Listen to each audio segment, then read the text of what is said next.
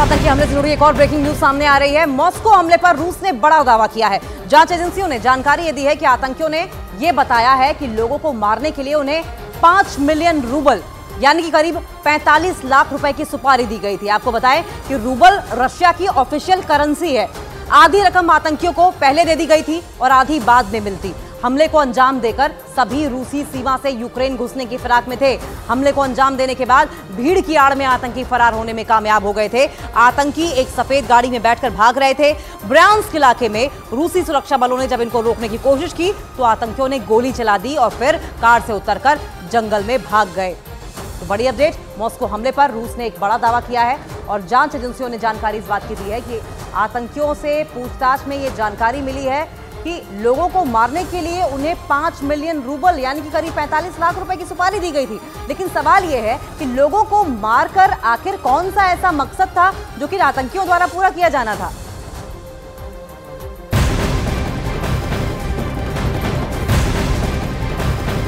तो वहीं रूस के राष्ट्रपति पुतिन ने यूक्रेन पर एक बड़ा आरोप लगाया है। पुतिन ने कहा है कि हमला करने के बाद आतंकी यूक्रेन भागने की फिराक में थे। उनके लिए पहले ही एक रास्ता बनाया गया था। रूस ने यूक्रेन सीमा से हमलावर पकड़ने का दावा किया। वहीं यूक्रेन के राष्ट्रपति ज़ेलेंस्की ने रूस पर पलटवार किया है। ज़ेलेंस्की ने कहा कि पुतिन हमले के बाद यूक्रेन पर दोष मढ़ने की कोशिश कर रहे हैं। ज़ेलेंस्की ने कहा कि रूसी अधिकारियों का रूस में हुई घटनाओं की जिम्मेदारी किसी और पर डालने का एक लंबा इतिहास रहा है। जब यह अटैक हुआ तो सबसे पहला शक यूक्रेन पर ही गया था। हालांकि यूक्रेन के साथ साथ अमेरिका भी सामने आया, सफाई दी कि इससे हमारा कोई लेना देना नहीं है। लेकिन जिस तरीके से ये आतंकी पकड़े गए हैं, अब रशिया, जैसा कि पहले ही अंदाजा लगाया जा रहा था कि किसी भी कंट्री की ओर से, किसी भी टेररिस्ट ऑर्गेनाइजेशन की ओर से ये अटैक किया गया हो, लेकिन स्ट्रॉन्ग मैसेजिंग के लिए वर्ल्ड ऑर्डर में जिस तरीके से सुपर पावर बनने की होड़ लगी है, एक बड़ा मैसेज देने के लिए सॉफ्ट टारगेट यूक्रेन ही रहेगा और संभवतः यूक्रेन पर रिग्रेसिवली, बहुत ही अग्रेसिवली अटैक करने की भी रशिया की ओर से आशंका जताई जा रही थी।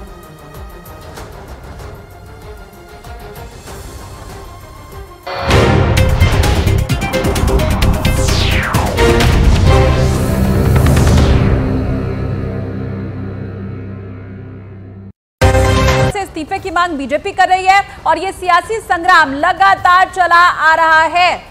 आज सड़क पर दोनों पार्टियों के कार्यकर्ता उतर आए हैं। दो तस्वीरें आपके सामने हैं। आम आदमी पार्टी एक तरफ विरोध प्रदर्शन कर रही है, दूसरी तरफ बीजेपी का कहना यह है कि अरविंद केजरीवाल को नैतिकता के आधार पर इस्तीफा देना चाहिए। और वहीं आम आदमी पार्टी के संयोजक अरविंद केजरीवाल पर शराब घोटाले का आरोप लग रहा है और इसी के मद्देनजर दिल्ली बीजेपी ने राजघाट के पास प्रदर्शन किया। उसके बाद बीजेपी के विधायकों, सांसदों, कार्यकर्ताओं ने महात्मा गांधी की समाधि पर भ्रष्टाचार के खिलाफ लड़ने की शपथ भी ली है। जो संकल्प है वो दिल्ली को भ्रष्टाचार मुक्त बनाना है और उस लड़ाई को हम लगातार सड़कों पर लड़ रहे थे और उसमें हमने देखा कि दिल्ली के भ्रष्टाचारी मुख्यमंत्री आज हिरासत में हैं। लेकिन अभी इस पूरे शासन को जो भ्रष्टाचार की दीमक लगी है उसको दुरुस्त करने की जरूरत है। इसलिए महात्मा गांधी जी की समाधि पर हमने ये संकल्प लिया है कि दिल्ली को भ्रष्टाचार मुक्त शासन चाहिए। उसके लिए आवश्यक है कि दिल्ली की जनता के साथ मिलकर एक बार पूरी सफाई करनी जरूरी है। और जिस तरह की भाषा अरविंद केजरीवाल या उनके समर्थक बोल रहे हैं, अब तो माननीय कोर्ट में भी ये स्थापित हो गया है कि 45 करोड़ रुपये का ट्रेल सीधा सीधा गोवा के चुनावों में किस तरह से दिया गया है। तो जब इतना बड़ा घोटाला, इतनी बड़े रिश्वतखोरी आपने की है तो फिर सड़कों पे प्रदर्शन नहीं, आपको शर्मिंदगी से डूब जाना चाहिए। तो दिल्ली शराब घोटाला मामले में अरविंद केजरीवाल की गिरफ्तारी के बाद आम आदमी पार्टी, बीजेपी और ईडी पर हमलावर है। आज आप नेता आतिशी और सौरभ भारद्वाज ने प्रेस कॉन्फ्रेंस कर ये कहा कि ईडी को 2 साल की जांच में कथित घोटाले का 1 रुपया भी बरामद नहीं हुआ, जिसके जवाब में